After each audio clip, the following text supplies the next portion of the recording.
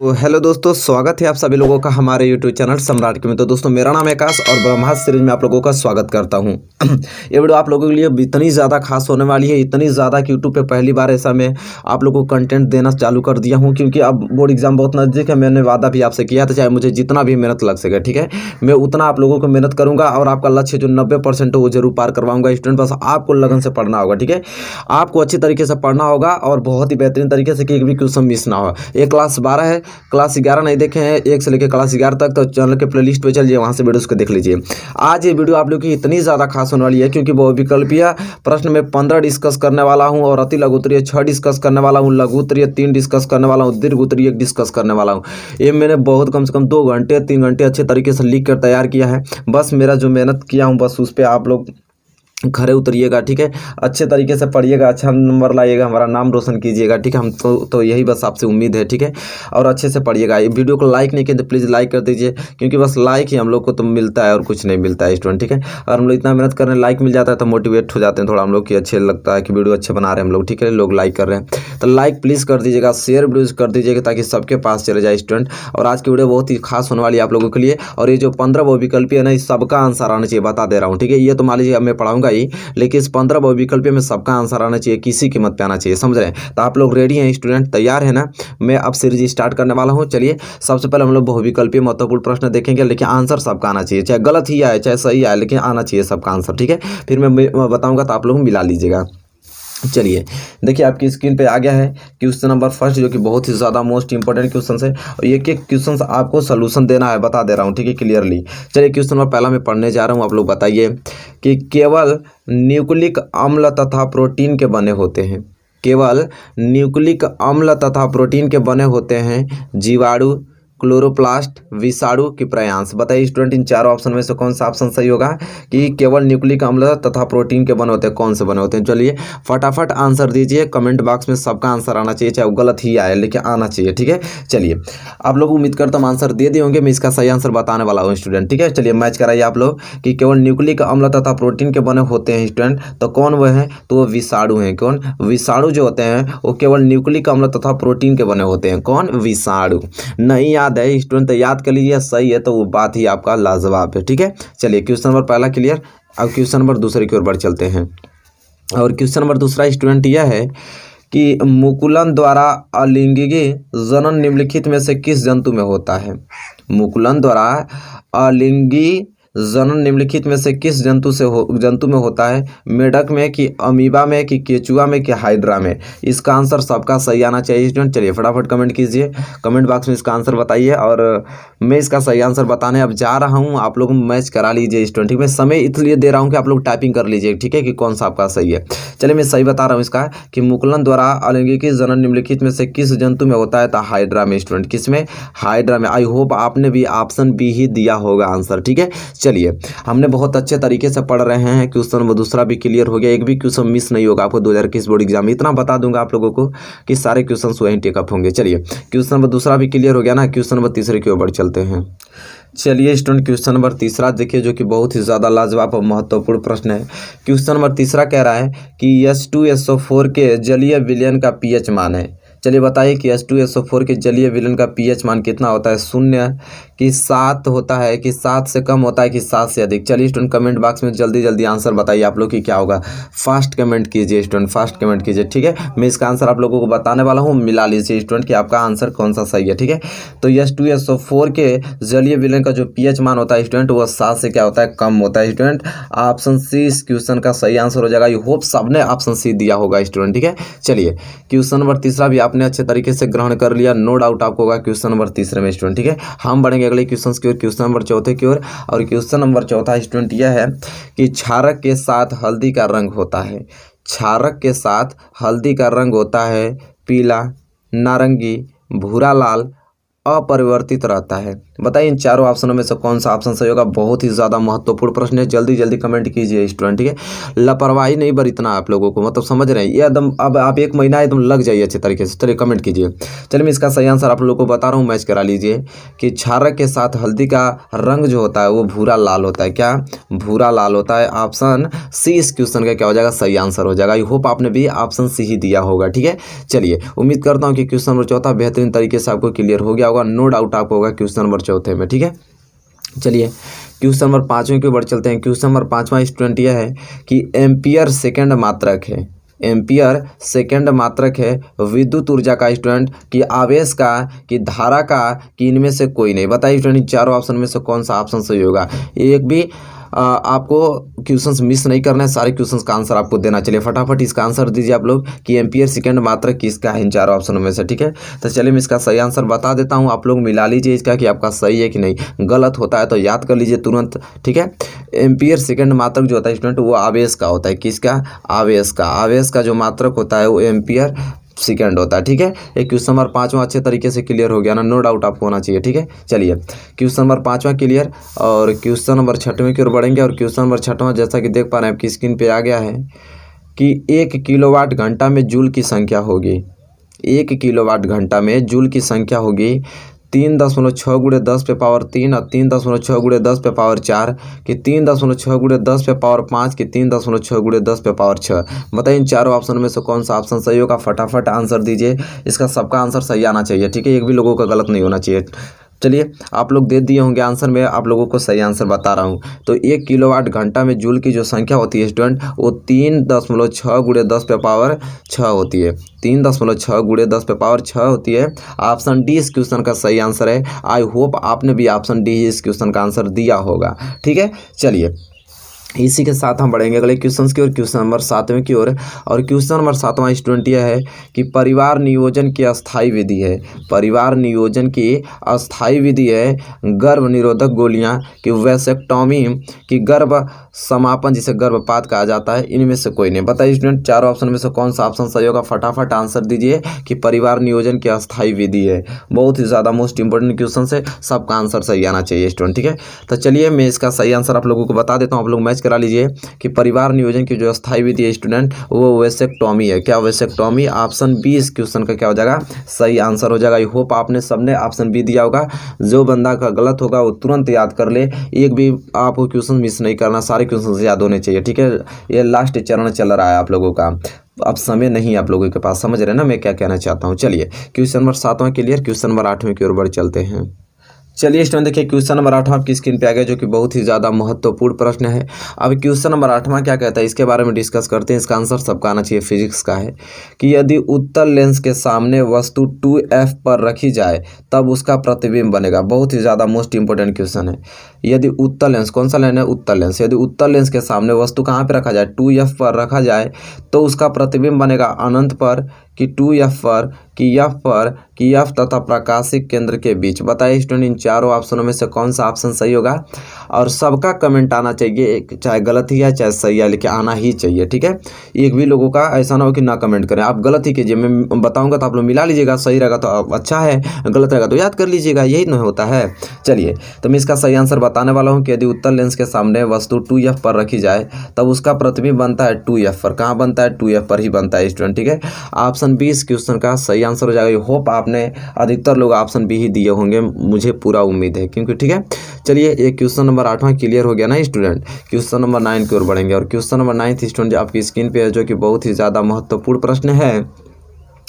कह रहा है कि मानव नेत्र द्वारा किसी वस्तु का प्रतिबिंब बनता है। दो तरीके से पूछता है ना ये क्वेश्चन, कि मानव नेत्र द्वारा किसी वस्तु का प्रतिबिंब बनता है, या तो पूछ लेगा आपसे कि स्वस्थ नेत्र में प्रतिबिंब बनता है। बताइए कार्निया पर, कि आयरिस पर, कि पुतली पर, रेटिना पर। ये तो आपको बताना ही पड़ेगा ना किसी कीमत पे, क्योंकि क्वेश्चन आपकी आंखों से ही रिलेटेड है और इसकी जानकारी आपको बहुत ही अच्छी तरीके से होनी चाहिए। आपका ऑप्शन जो भी करेक्ट आंसर है तुरंत कमेंट बॉक्स में कीजिए और सही होना चाहिए आप लोगों का। और मैं सही आंसर इसका बताने वाला हूँ, आप लोग मैच करा लीजिए कि स्वस्थ नेत्र में जो प्रतिबिंब बनता है रेटिना बनता है, सब लोग जानते हैं, नॉर्मल सा क्वेश्चन, पॉपुलर क्वेश्चन है। ठीक है, ऑप्शन डी इस क्वेश्चन का सही आंसर हो जाएगा। आई होप सबने क्लियर कर रखा ऑप्शन नंबर डी। हम बढ़ेंगे अगले क्वेश्चन की ओर, क्वेश्चन नंबर 10वें की ओर। क्वेश्चन नंबर 10वां स्टूडेंट ये है कि किलोवाट घंटा मात्रक। चलिए तो बता ही देंगे ना आप लोग कि किलोवाट घंटा मात्रक है विद्युत शक्ति का, कि विद्युत धारा का, कि विद्युत ऊर्जा का, कि विद्युत आवेश का।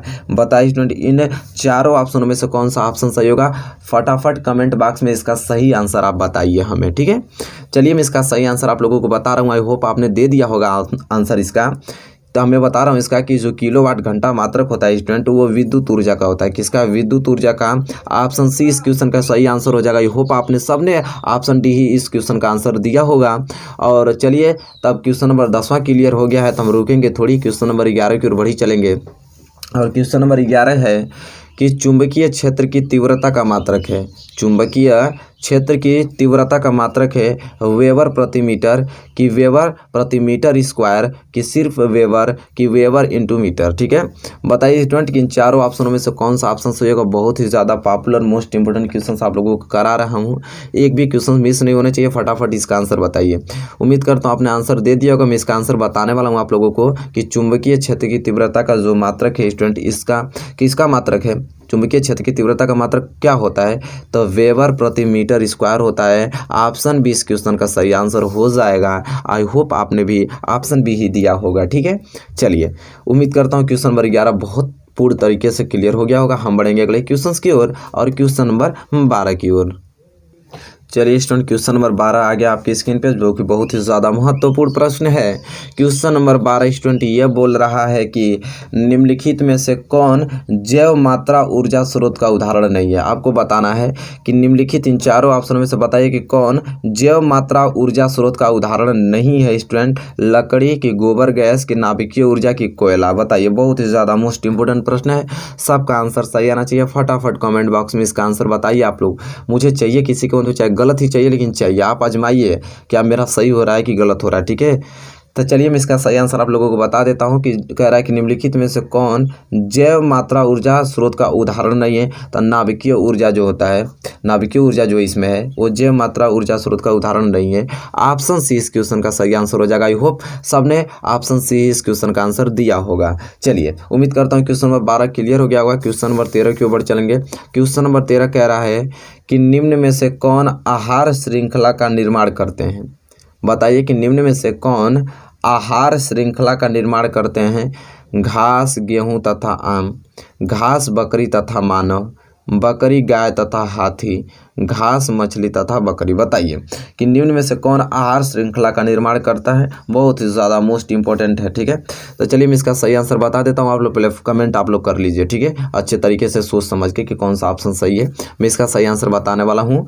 तो चलिए बता देता हूँ सही आंसर। कह रहा है कि निम्न में से कौन आहार श्रृंखला का निर्माण करते हैं स्टूडेंट, तो वो घास, बकरी तथा मानव। घास, बकरी तथा मानव। ऑप्शन बी इस क्वेश्चन का सही आंसर हो जाएगा। आई होप आपने सबने ऑप्शन बी ही दिया होगा। ठीक है, समझ रहे हैं। चलिए question number 13 clear. Question number 14 की ओर बढ़ चलते हैं। क्वेश्चन नंबर 14 यह है स्टूडेंट कि एल्कीन श्रेणी का प्रथम सदस्य है। एल्कीन श्रेणी का प्रथम सदस्य है मेथेन, एथेन, एथिलीन, एसिटिलीन। बताइए इन चारों ऑप्शनों में से कौन सा ऑप्शन सही होगा। फटाफट कमेंट बॉक्स में इसका आंसर मुझे चाहिए, किसी कीमत पे चाहिए। चलिए दीजिए आप लोग कि एल्कीन श्रेणी का प्रथम सदस्य है। ठीक है, चलिए मैं इसका सही आंसर बता देता हूँ। आप लोग मैच करा लीजिएगा कि आपका आंसर सही है या गलत। गलत होगा तुरंत याद कर लीजिएगा।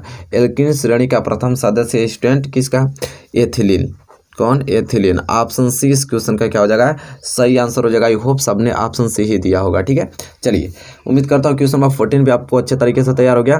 क्वेश्चन नंबर 15 की ओर बढ़ चलेंगे। क्वेश्चन नंबर 15 जो है स्टूडेंट वो है कि फेफड़ों से शुद्ध रक्त आता है। फेफड़ों से शुद्ध रक्त आता है बाएं अलिंद में, दाएं अलिंद में, कि बाएं नीले में, कि दाएं नीले में। ये क्वेश्चन जो है, क्वेश्चन का आंसर सबका, सभी जो स्टूडेंट हमारे पढ़ रहे हैं प्यारे स्टूडेंट, सबका आंसर सही आना चाहिए किसी कीमत पे इसका। तो फटाफट इसका आंसर बताइए कि फेफड़े से शुद्ध रक्त आता है। ठीक है, कमेंट आपने कर दिया, मैं इसका सही आंसर बताने वाला हूँ। तो फेफड़े से जो शुद्ध रक्त आता है स्टूडेंट वो बाएं अलिंद में। कहा, बाएं अलिंद में।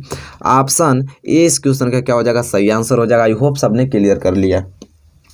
यहाँ मैंने टोटल 15 बहुविकल्पीय मोस्ट इंपोर्टेंट क्वेश्चंस डिस्कस कर दिया आप लोगों के सामने, और याद भी हो गया होगा। आप लोगों को कितना अच्छे से पढ़ा रहे हैं, याद हो गया होगा, रिविजन्स हो गया होगा अच्छे क्वेश्चनों का। अब हम मोस्ट इंपोर्टेंट अति लघुत्तरीय देखेंगे 6 गो, इसके बाद लघुत्तरीय, दीर्घोत्तरीय। आप हमारे साथ हमें पूरा बने रहिए वीडियो के लास्ट तक, क्योंकि वो क्वेश्चन जो है बहुत ही बेमिसाल क्वेश्चन है, समझ रहे हैं। चलिए क्वेश्चन अब हम पढ़ेंगे कौन से, अति लघुत्तरीय महत्वपूर्ण प्रश्न। चलिए स्टूडेंट आपके स्क्रीन पे आ गया है अति लघुत्तरीय महत्वपूर्ण प्रश्न। और पहला प्रश्न जैसा कि मैं पढ़ूंगा, आप लोग ध्यानपूर्वक आपको समझना इन प्रश्नों को।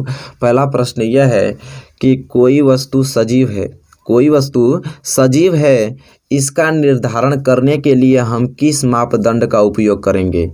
बहुत ही ज़्यादा पॉपुलर प्रश्न है कि कोई वस्तु सजीव है, इसका निर्धारण करने के लिए हम किस मापदंड का उपयोग करेंगे। तो स्टूडेंट देखिए उत्तर क्या हम लिखेंगे कि कोई वस्तु सजीव है, इसका निर्धारण करने के लिए हम सजीवों के लक्षण मापदंड का प्रयोग करेंगे। किनका? हम सजीवों के लक्षण मापदंड का प्रयोग करेंगे, अर्थात हम देखेंगे कि उसमें गति हो रही है या नहीं, वृद्धि हो रही है या नहीं, श्वसन क्रिया हो रही है या नहीं। सिंपल बात है। और किसी वस्तु को आपको चेक करना है कि वो सजीव है या नहीं है, तो आप यही ना उस व्यक्ति में देखेंगे। बताइए, आप उस व्यक्ति में यही देखेंगे कि उसकी गति हो रही है या नहीं हो रही है, उसमें वृद्धि हो रही है या नहीं हो रही है, श्वसन क्रिया हो रहा है या नहीं।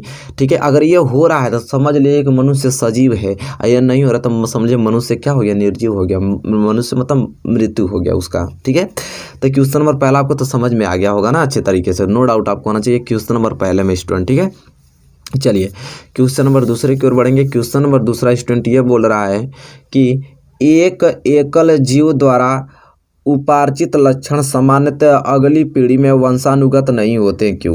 एक एकल जीव द्वारा उपार्जित लक्षण सामान्यतः अगली पीढ़ी में वंशानुगत नहीं होते हैं, क्यों? बहुत ही ज़्यादा मोस्ट पॉपुलर, बहुत बार पूछा गया प्रश्न है, और इसका मैं उत्तर आप लोगों को बताने वाला हूँ बहुत ही बेहतरीन तरीके से स्टूडेंट। ठीक है, तो देखिए इसका उत्तर आप लिखेंगे कि उपार्जित लक्षण का प्रभाव केवल कायिक ऊतकों पर पड़ता है। उपार्जित लक्षण का जो प्रभाव होता है वो केवल कायिक ऊतकों पर पड़ता है, परंतु जनन कोशिकाओं के डीएनए पर नहीं पड़ता। परंतु किस पे नहीं पड़ता है? तो जनन कोशिकाओं के डीएनए पर नहीं पड़ता, अतः यह लक्षण वंशानुगत नहीं होते। ठीक है, तो देखिए इनका लक्षण का प्रभाव सिर्फ किस पे पड़ता है? कायिक ऊतकों पर पड़ता है, और किन पर नहीं पड़ता? परंतु जनन कोशिकाओं के डीएनए पर नहीं पड़ता, अतः यह लक्षण जो होते हैं वंशानुगत नहीं होते हैं। ठीक है, तो यह जो प्रश्न आपका है बहुत ही ज़्यादा मोस्ट इंपोर्टेंट था, बहुत बार पूछा गया था, यह प्रश्न में आपको डिस्कस कर दिया और आई होप आपने याद कर लीजिएगा इससे। ठीक है, और चलिए क्वेश्चन नंबर दूसरा क्लियर हो गया है, तो क्वेश्चन नंबर तीसरे की ओर बढ़ चलते हैं। चलिए स्टूडेंट देखिए क्वेश्चन नंबर तीसरे की ओर बढ़ेंगे। जो क्वेश्चंस बता दिया उसको आप लोग याद कर लीजिए, लास्ट चरण चल रहा है, इसके बाद समय है ही नहीं आप लोगों के पास। ठीक है, अच्छे तरीके से तैयारी कराई जा रही है, अच्छे से कीजिए।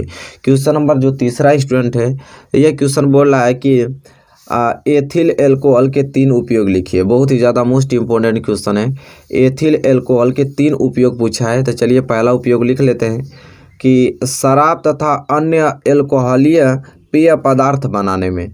ठीक है, एथिल एल्कोहल का प्रयोग कहाँ करते हैं? पहला प्रयोग इसका है उपयोग कि शराब तथा अन्य एल्कोहलीय पेय पदार्थ बनाने में इसका प्रयोग किया जाता है एथिल एल्कोहल का। और दूसरा कहाँ प्रयोग किया जाता है? तो यह एक अच्छा विलायक है। यह क्या है? एक अच्छा विलायक है। और तीसरा पेंट, सल्फर, आयोडीन, गोंद आदि के विलायक के रूप में भी इसका यूज किया जाता है। ठीक है, तो हमसे पूछा है कि एथिल एल्कोहल के 3 उपयोग मैंने अच्छे तरीके से लिखा है। यह पहला, और यह दूसरा, और यह तीसरा, और एक बार पढ़ लीजिए और याद हो जाएगा आप लोगों को, समझ रहे हैं? और एक बार घर पे रिवाइज कर लेंगे तो क्लियर हो जाएगा। चलिए क्वेश्चन नंबर तीसरा आपने पढ़ लिया, बहुत ही नॉर्मल क्वेश्चन था, इसमें बहुत ही भारी भरकम वाली बात नहीं है। अब हम बढ़ेंगे अगले क्वेश्चन की ओर, और क्वेश्चन नंबर चौथे की ओर। क्वेश्चन नंबर चौथा देखिए स्टूडेंट आपकी स्क्रीन पे आ गया है। क्वेश्चन नंबर चौथा ये बोल रहा है कि फॉर्मेल्डिहाइड और एसिटिक अम्ल का रासायनिक सूत्र लिखिए। फॉर्मेल्डिहाइड और एसिटिक अम्ल का रासायनिक सूत्र लिखिए। तो देखिए फॉर्मेल्डिहाइड का सूत्र जो होता है वो CH2 या HCHO होता है, और एसिटिक अम्ल का जो रासायनिक सूत्र होता है वो CH3COOH होता है। तो यह दोनों याद होना चाहिए, बहुत ही ज़्यादा मोस्ट है, बहुत बार पूछा गया है कि फॉर्मेल्डिहाइड और एसिटिक अम्ल का रासायनिक सूत्र तो CH2 या HCHO, एसिटिक अम्ल का CH3COOH। ठीक है, क्लियर हो गया ना क्वेश्चन नंबर चौथा। चलिए क्वेश्चन नंबर चौथा क्लियर। क्वेश्चन नंबर 5 के ऊपर चलते हैं, और क्वेश्चन नंबर 5 में यह है कि संतुलित आहार से क्या आशय है। देखिए बहुत ही ज़्यादा मोस्ट इंपोर्टेंट क्वेश्चन है, संतुलित आहार से क्या आशय है। तो देखिए स्टूडेंट उत्तर क्या लिखेंगे आप लोग कि संतुलित आहार वह आहार है जिसमें शरीर की वृद्धि, विकास, कार्य तथा स्वास्थ्य संरक्षण के लिए सभी आवश्यक तत्व विद्यमान हैं। ये तत्व उसमें मात्रा व गुणों में संतुलित रूप में पाए जाते हैं।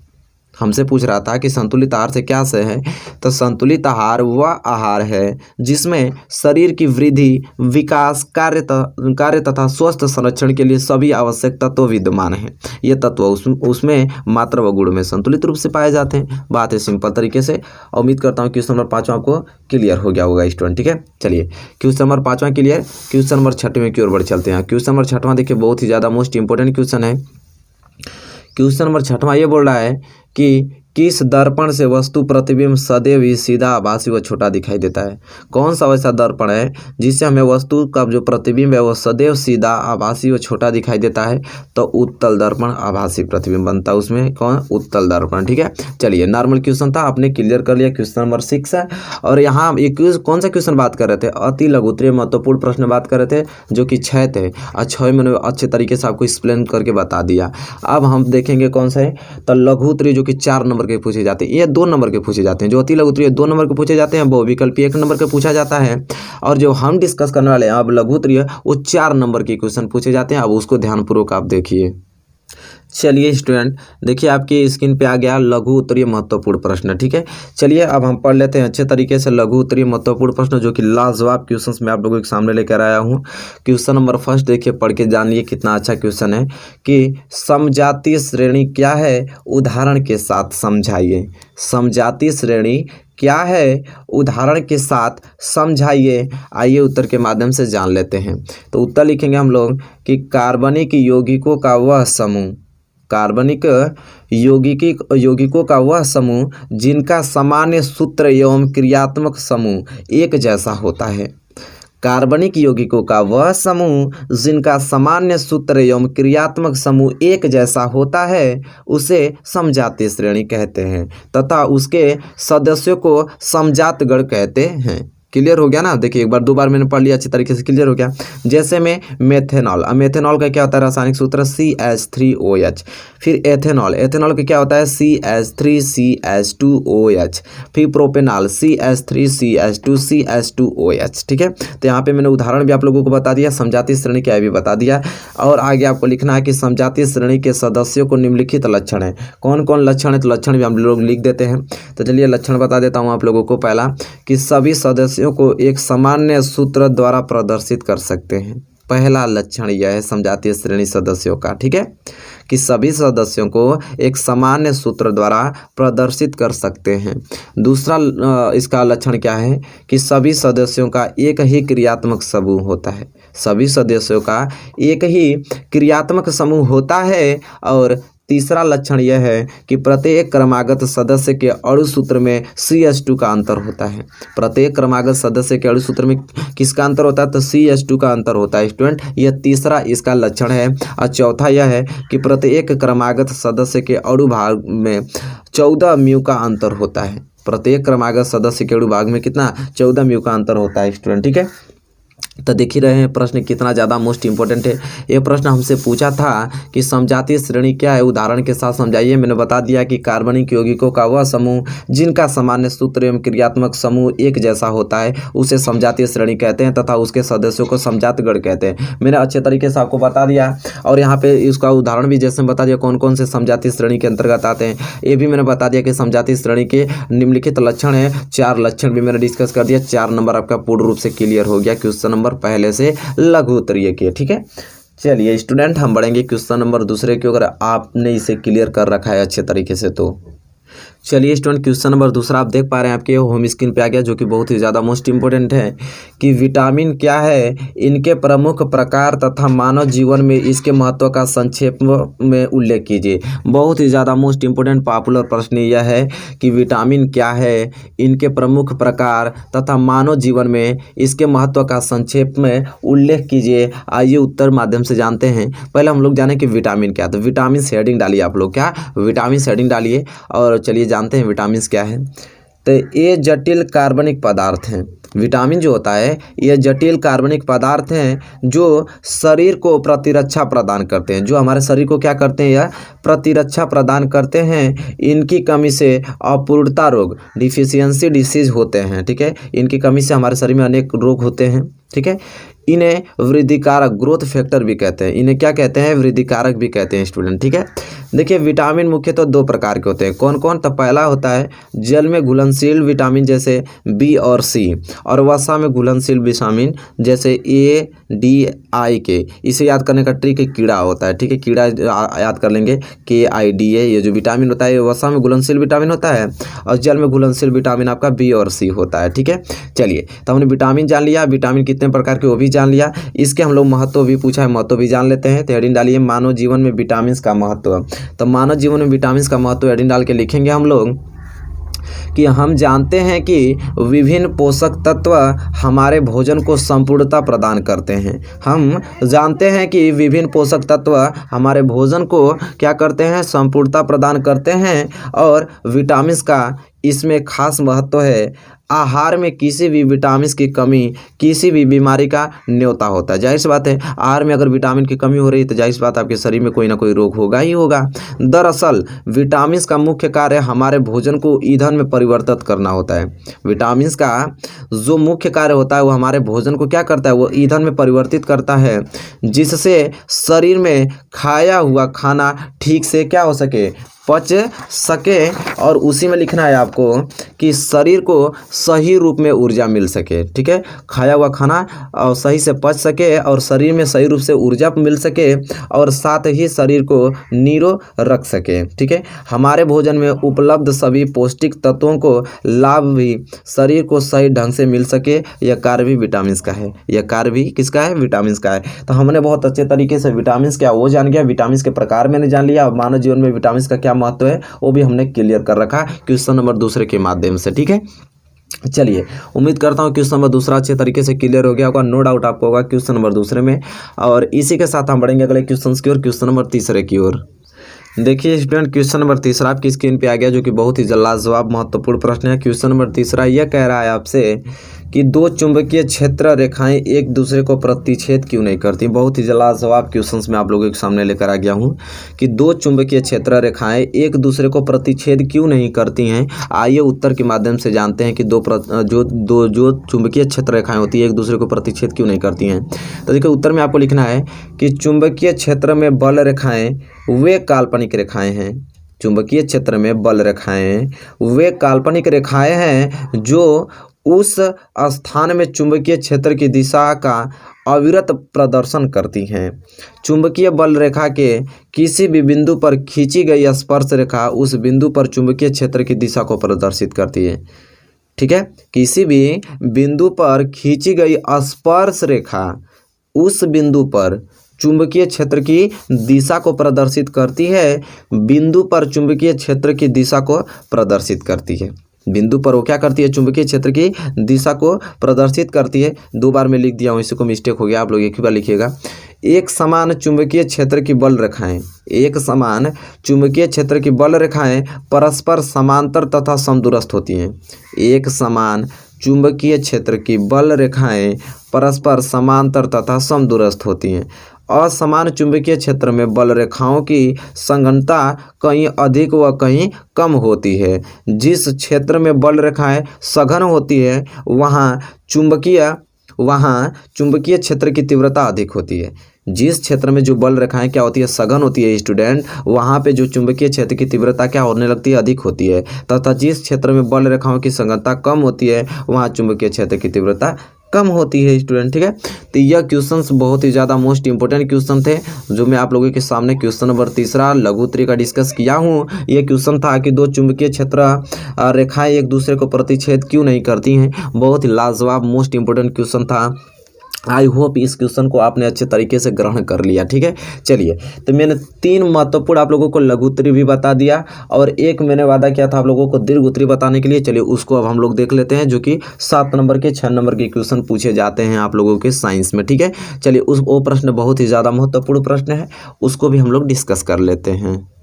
तो देखिए स्टूडेंट, वह प्रश्न यह है दीर्घ उत्तरी का पहला प्रश्न जो कि आपकी स्क्रीन पे आ गया है। बहुत ही ज़्यादा मोस्ट पॉपुलर प्रश्न है कि किन्हीं 4 विटामिनों के नाम, स्रोत तथा कार्य लिखिए। कह रहा है कि किन्हीं 4 विटामिन का आप नाम लिखिए, स्रोत लिखिए, उनका कार्य लिखिए।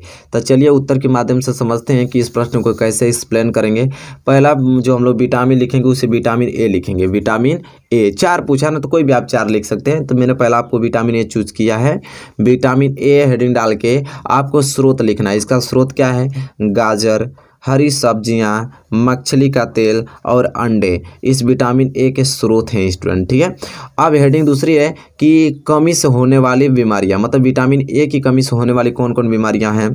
तो हम लोग रतौंधी, शारीरिक वृद्धि व भार में कमी, रतौंधी, दूसरा शारीरिक वृद्धि व भार में कमी, फिर कार्निया तथा त्वचा की कोशिकाओं का सल्की भवन आदि, ये विटामिन ए की कमी से होने वाले बीमारी हैं स्टूडेंट, ठीक है। चलिए, तो यहाँ पे विटामिन ए मैंने अच्छे तरीके से पहला विटामिन तो मैंने डिस्कस कर लिया। दूसरा विटामिन मैं डिस्कस कर रहा हूँ विटामिन B1। अब विटामिन B1 के स्रोत क्या होते हैं स्टूडेंट? तो विटामिन B1 के स्रोत होते हैं अनाज, फलियाँ, मांस व अंडे, ठीक है। ये विटामिन B1 के स्रोत होते हैं। और इसके कमी से होने वाले कौन कौन बीमारी होते हैं? तो बेरी रोग होता है B1 से, ठीक है। B1 अगर आपके शरीर में विटामिन की कमी है तो आपके 100% बेरी रोग हो जाएंगे स्टूडेंट, ठीक है। तो दूसरा विटामिन मैंने डिस्कस कर दिया। तीसरा विटामिन ये है विटामिन सी।